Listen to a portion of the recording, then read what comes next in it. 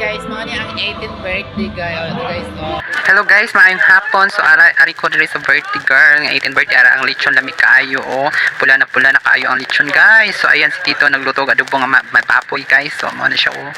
So ari on anak ko diri sa binyo sa 18 sa nag-birthday guys. Mga igsuon sa nag-birthday, 18th birthday karon sa iyang igsuon. So ari si Ate Karen. Oh, iyan tak na pala bendahan ng style niyo ang baray. Yan after mo Pinoy so ko ang Pinoy guys so mo na ko ka mabuhay ang ilong gihapak pag akong naong giata in taon dai. So musulot ta guys, tanaw na to ang pretty girl o mao na siya o pak na fak o wapa kaayo guys o wapa kaayo ang nag-birthday karon guys, 18th birthday niya. So enjoy kaayo o pak aura o ganon o diba. So mao na siya guys ang nag-birthday, 18th birthday niya guys. So enjoy guys. So ato na to ang gawas guys o nagsugod na guys ang kantahan guys, happy birthday. So mao na guys, so tan-awan ninyo guys kung unsa ka enjoy.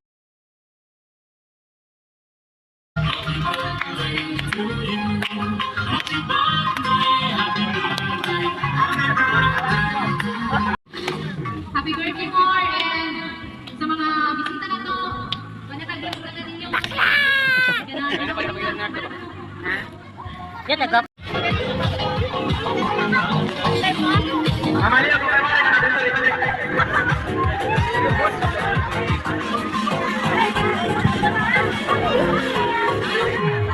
So mao na guys, manang video ato dito kanina guys. So mao ni siya guys. O nagkuhan ako sa akong sudan, gidaghan ako lechon guys. Ako yung Sharon ni guys. Kay para pag uli sa balay pagkabuntag na ako sudan, giatay o mao na siya guys. So lami kayo ang lechon. So ang uban ani akong iputo sa silupin, dili ko nagkaon sa balay ni tita kay para di ko makitaan nga akong putuson o silupin. Kay para pagkabuntag na ako sudan o nagkaon ninyong manang style o di ba lami kaayo ang kaon. So actually guys, ang aning yung technique guys pag mag-ato mo party dapat amoy dala silupin mao na naguli namin dire guys kay layo pa among ulian. So wala pa naman ang party na nanghit kami nga mo uli me. So nag-enjoy kayo me, salamat kayo sa iyong pagtanong ta, nag-enjoy mo, bye bye.